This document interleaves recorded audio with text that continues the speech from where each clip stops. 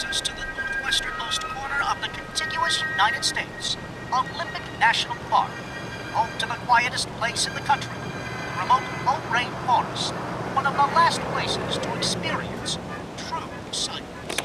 Early news out of Europe this week, where experts are estimating noise pollution has contributed to 48,000 new cases of heart disease and 12,000 premature deaths. Just get people to appreciate quiet and to be able to access quiet in their daily lives. You shouldn't have to take a 5-day backpacking trip out to Olympic National Park to have. For the last decade, it's clear to me the unfortunate reality is that silence is going extinct. We're predicting it could be gone within just a few years. Every time I come out here, I experience this feeling of emptiness. It's like you could just disappear into the forest and the clouds. It's very unfamiliar, and it doesn't necessarily sound like an enjoyable feeling, but what's weird is that feeling is what keeps me coming back. This is my 4th time visiting the Olympic Peninsula, and this time around, I'm hoping to better understand what makes this place feel so empty.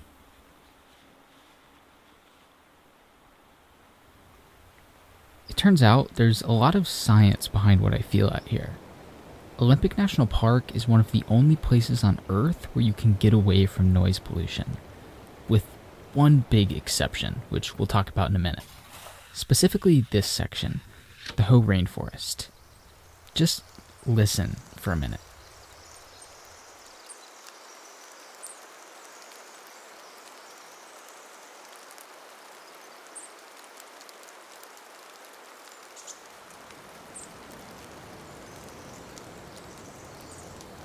The forest is hidden in a deep valley. What little sound gets in is dampened by dense vegetation and a layer of moss on everything. The tall canopy is like a cathedral, allowing sounds to reverberate through the forest. But there's more at work here than just the natural acoustics. Most national parks have a road running right through the middle. Olympic is one of the few that doesn't, so traffic noise doesn't reach the interior. And this area sees over 200 completely cloudy days each year, which discourages scenic air tours from flying over the park. And with its location in the very northwesternmost corner of the country, commercial overflights aren't too common either. Quiet here doesn't mean an absence of sound. It means an absence of man-made noise pollution, something that's become almost impossible to find.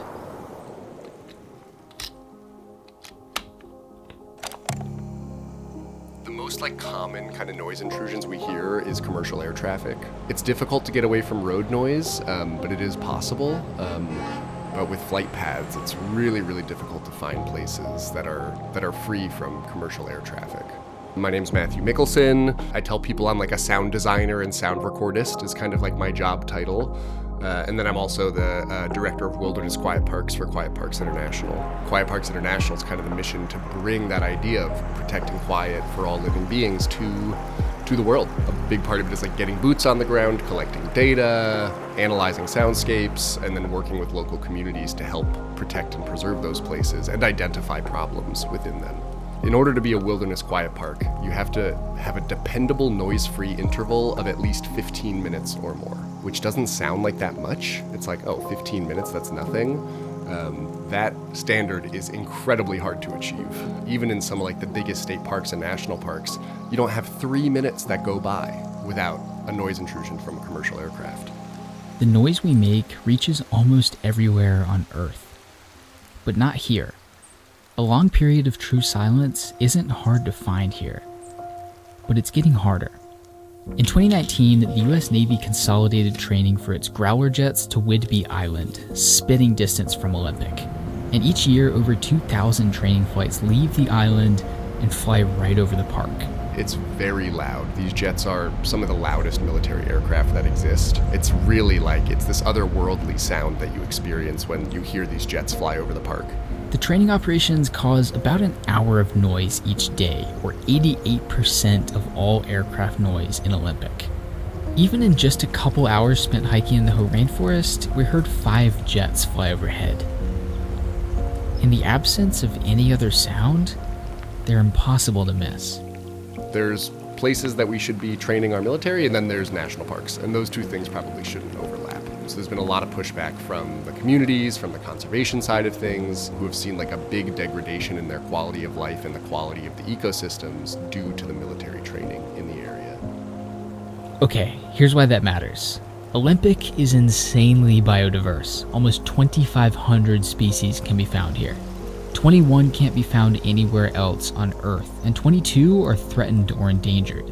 The Journal of Marine Science and Engineering published this study on how military training flights over Olympic affect its animals. These are the noise levels where various species are affected, and this is the noise level of the jets. Preventing owls from catching prey, ducks from mating, murres from feeding, startling birds, mammals, and even marine mammals off the coast because the sound can be heard underwater as well. The list goes on, and it looks like the seals are the only ones who made it out unscathed, so I guess they know something we don't. Anyway, noise pollution makes it difficult for animals to survive, but it also makes it difficult for us to survive. Let's look at a few more studies. Exposure to noise pollution contributes to high blood pressure, hearing loss, tinnitus, stress, aggressive behavior, heart disease, type 2 diabetes, worsened sleep, learning, memory, focus, shortened life expectancy. It's estimated that noise pollution in Europe contributes to 48,000 new cases of heart disease and 12,000 premature deaths each year. A study in Manhattan found that students exposed to train noise ended up a grade level behind in reading, and the Bureau of Labor Statistics calls noise-induced hearing loss the #1 occupational illness. What about like your children's learning comprehension? Or what about like your ability to sleep in your home at night? Things like that are all tied into noise pollution. And when you have places that are free from noise, you also find them, for the most part, free from other types of pollution. The fact of the matter is that noise pollution is just that, pollution. But unlike air pollution and water pollution, we haven't quite caught on to just how much it's harming us and harming our planet.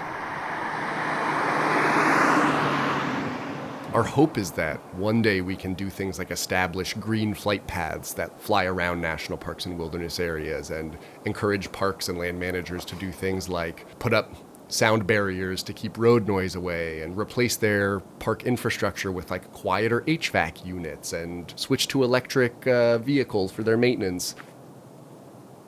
I've gotten to take people out who have never experienced quiet before and just seen how impactful that experience is for them. And I know that the more people we can get into quiet, the easier it will be to help protect it.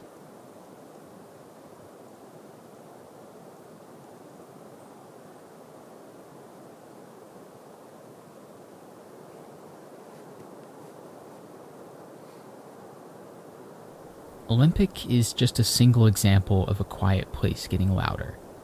Places like it exist all around the world, but they too are becoming noisier and harder to find. And we're also working on, parks kind of all over the place. We're working on parks in Poland, in South Africa, in South America. Step one is just getting people listening, getting people excited to listen, and to these places that are really beautiful to listen to. And keep, without recognizing them, they're going to be gone. If there's any chance of preserving places to find silence, it's here. Wilderness areas. So many steps are taken to protect these places from development, from air pollution, from water pollution, to protect the way their ecosystems look and feel. Why not preserve the way they sound?